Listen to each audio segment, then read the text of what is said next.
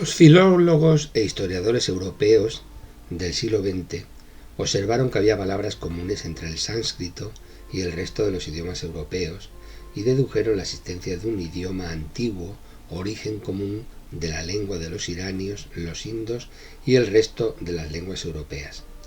Y de ahí la hipótesis de un solo pueblo, tronco común, idéntico de todos los pueblos indoeuropeos. Un pueblo que habría morado en las estepas del norte del Turquestán, en las frías y altas mesetas de Asia, en el legendario país que se nombra en el Avesta Airyana Baella. Se trataría de un grupo de tribus nómadas que domesticaron el caballo y el perro e iniciaron una migración hacia Persia, la India y Europa, regiones donde irían adquiriendo diferencias raciales y culturales significativas en función de la asimilación de las aportaciones genéticas y culturales de los otros pueblos con los que se encontraron. Una hipótesis muy atrevida si se tiene en cuenta que el Avesta, libro religioso de los persas, fue redactado en la Persia sasánida en el siglo III de nuestra era, conforme a la tradición oral recibida. En su lenguaje poético rememora las antiguas migraciones de los arios, dirigidos por caudillos rubios, marchando hacia el sur con su rebaño y sus perros en una remota época en que aún no tenían ley escrita, ni agricultura, ni religión sistematizada, y los espíritus de todo lo existente se encarnaban en demonios, devas o dioses, auras. La realidad es que los comienzos de la historia de medos y persas solo los conocemos por las escasas inscripciones asirias y babilonias y por mediación de los profetas judíos de este tiempo. Los historiadores griegos de los siglos IV y III a.C. nos cuentan muchas cosas del imperio persa, aunque la exactitud de sus relatos es más que dudosa. Los soberanos persas no tenían, como los de los pueblos semitas, la afición de grabar en piedra o arcilla el relato de sus hazañas. La primera referencia que tenemos se debe a fuentes asirias. Salmanasar III menciona la campaña emprendida en el país de los persas en el 845 a.C. y describe 8 años más tarde la realizada en el de los medos al noroeste de la meseta irania.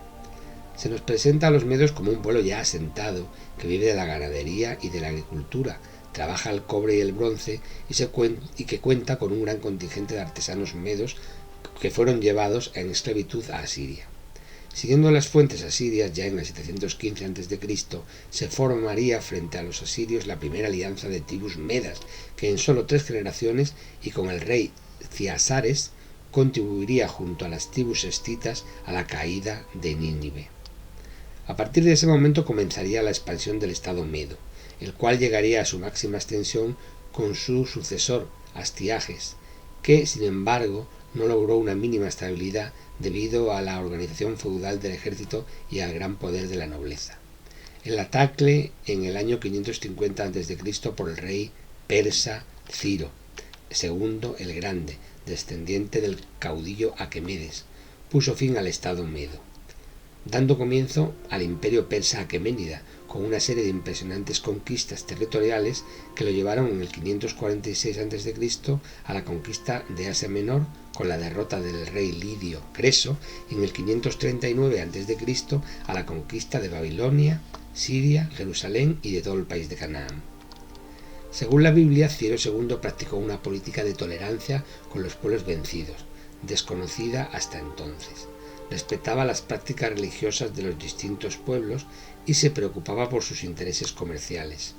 Sus esfuerzos por atraerse a la población siria sin duda formaban parte de su proyectado plan de ataque inmediato a Egipto, plan que llevó a cabo su hijo y sucesor Cambises, quien derrotó al faraón saíta Psamético III apoderándose del país del Nilo, y en los 7 años de su corto reinado parece que trató de romper con los principios de autonomía política de su padre por entender que el sustento del poder imperial exigía una imprescindible centralización. Su sucesor, Darío I, perteneciente a la aristocracia persa, fue uno de los más grandes estadistas de la historia y comenzó por reprimir con mano dura las tentativas de rebelión que surgieron tras la muerte de Cambises. Hizo grabar esta victoria contra sus rivales en la célebre roca de Beistún, donde se les da el nombre de 9 reyes mentirosos. La inscripción en 3 idiomas, elamita, babilonio y persa antiguo, se encuentra situada a gran altura, en la pared de un acantilado inaccesible de los montes Zagros al oeste de Irán. Al margen de su extraordinaria importancia para la asiriología, pues de su texto procede el más significativo avance en el entendimiento del idioma babilonio, la roca de Behistún contiene en germen las líneas políticas del reinado de Darío I, sin duda uno de los más benéficos de la antigüedad. Darío I atrajo a los estados vasallos a su causa, dando prueba de una diplomacia magistral y respetando sus tradiciones nacionales y religiosas. Con los egipcios se portó como un egipcio, se sentía babilonio entre los babilonios y era un griego más entre los griegos. Dotó a su vasto imperio de una administración sólida y trató de fusionar sus diferentes reinos en un conjunto coherente. Persia disfrutó de paz durante su inteligente reinado y de una riqueza material y cultural sin precedentes. Se organizó la administración de justicia, el cobro de impuestos y la educación de la nobleza, y se construyó una excelente red de caminos que enlazaban con la capital, Susa.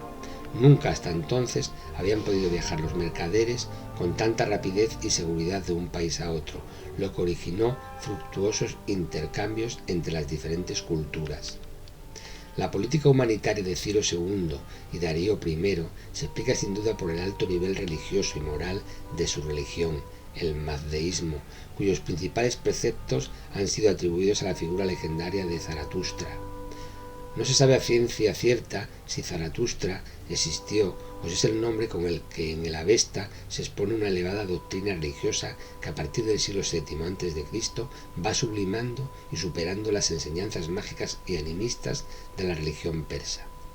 El Avesta contiene los pormenores biográficos de Spitama Zaratustra, el profeta que libró a los iranios de las supersticiones de los magos y les enseñó el valor del sedentarismo y la agricultura. A los innumerables genios y demonios de cada cosa, Zaratustra opone un impecable racionalismo religioso. Existe un solo Dios todopoderoso, Ahura Mazda, que es el bien y la luz. Sin embargo, en el mundo, además del bien, existe el mal, representado por Ahriman, que no es un dios, sino la personificación de todos los demonios animistas, una forma de representar la existencia del mal, la destrucción y el desorden que compite en el corazón de los hombres con la del bien desde el principio de los tiempos. Por obra del hombre, y esta es la aportación principal, triunfa Ahura Mazda, el bien sobre el mal. El maligno produce el mal y la muerte, pero el hombre se mantiene y procrea. Las virtudes principales según Zaratustra han de ser la fe, la veracidad y la actividad. Pensar bien, hablar bien y obrar bien son las 3 cualidades que Ahura Mazda reclama de sus adeptos. La religión de Zaratustra, plasmada ya en el siglo VII a.C., es de un nivel superior a las demás religiones paganas, que sin embargo por obra de la poderosa casta de los magos y los sacerdotes conviven con ella, incluso en la propia Persia aqueménida. Muestra de su altura es el claro y directo razonamiento con que expone el problema del bien y del mal. Aún hoy nos sigue impresionando el acento que infunde a sus exigencias de deber y pureza. El mazdeísmo proclama que la tierra y el fuego son elementos sagrados y en consecuencia los cadáveres humanos no deben ser enterrados ni incinerados, sino por el contrario expuestos en lugares apartados a la intemperie para que sean comidos por las aves. A eso responden esos tétricos campos de columnas llamados torres del silencio. Otra hermosa muestra de su espiritualidad es la forma de representar la divinidad o el bien, tan solo mediante la intensidad de una simple llama, la llama sagrada.